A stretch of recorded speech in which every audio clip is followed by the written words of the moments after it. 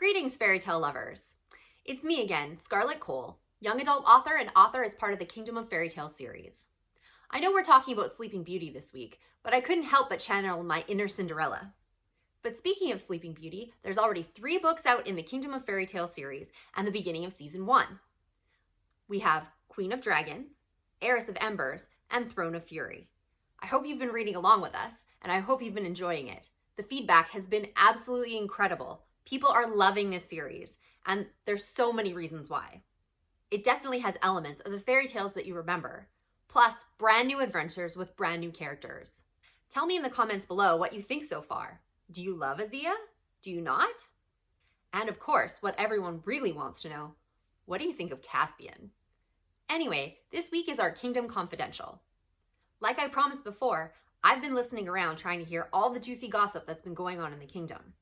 Plus, I don't know about you, but whenever I read a book, I love to hear the background stories of what made it into the story, what didn't, and how certain things were decided. Fortunately for you, our authors are totally willing to share. So I have a ton of secrets for all of the different seasons, and they'll be presented on the 3rd week of every season, just like today for season 1. So go grab your drink of choice, and I'll meet you here with my Magic Kingdom mug full of tea, and we can start spreading all that gossip. Are you ready? Okay, this first season was written by J.A. Armitage. If you didn't get a chance to meet her, I'll link the video in the cards up here, and you can go back and spend some more time with her. However, she is a very busy woman. Not only has she written the first season, she's one of the masterminds behind this entire project. She was involved in creating every single one of these characters and every single one of these lands. That's a pretty big imagination. However, she did stop from her busy day to give me a few little things that I could share with you. All right? The first thing she told me is that she loves naming characters. She even said she'd love to have a ton of children just so she can name them something cool.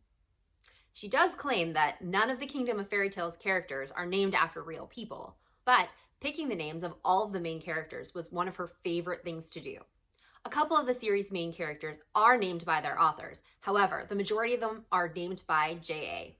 And if you look really closely, you'll find something very interesting about the names. They're all in alphabetical order.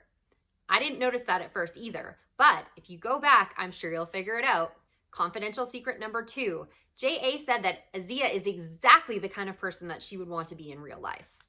Beautiful with 0 makeup and able to wield a sword like the best of them. But seriously, who wouldn't want killer sword fighting skills? I know I would. Confidential secret number 3, and this one is all about Caspian. J.A. says she based Caspian's appearance on Orlando Bloom in the Lord of the Rings series. However, as she's been editing, she's also been watching The Witcher, so he's kind of transformed a little bit to be a little bit more Henry Cavill. I don't know about you, but I think it's a win-win either way. She also said that Caspian was one of her favorite characters in the series to write. I'm sure he was, J.A. I'm sure he was. Confidential secret number 4. You'll probably notice some interesting vernacular in the first 3 books. That's because J.A. has created some dragon-related swear words. These words aren't only in the books. They've kind of creeped into her real life. So now, when her children misbehave around the house, she has a whole dictionary of new words to use on them. And according to her, she has. Confidential secret number 5. According to J.A., she was listening to almost exclusively Alanis Morissette as she was writing the books. So if you think Azia is channeling a little jagged little pill, you're probably right. She did say, however, that she got an Echo Dot for Christmas. Thank you, Santa. And Alexa has provided a much more eclectic range of music as she's been editing and brushing the books up. Nowadays, she's added Meatloaf, ABBA, the Trans-Siberian Orchestra, and some 70s disco to her repertoire.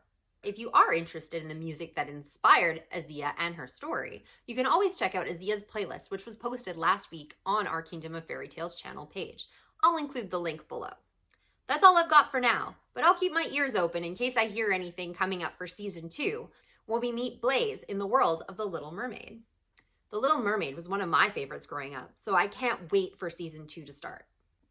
But for now, make sure you grab the last book in season 1, Goddess of Flames, that comes out this Wednesday. And if you haven't started yet, That's okay. You can always start right back at the beginning with Queen of Dragons. It's available in Kindle Unlimited as well as on Amazon. And if you haven't noticed, as the books are releasing, we've also been releasing the paperback copies as well. So if you would like to have all 52 beautiful books lined up on your shelf, then make sure you're picking those up as they come out. That's it for me today, but make sure you join me next week when we wrap up Azia's season and start the season for Blaze. Thanks again, fairy tale lovers. Have a great day.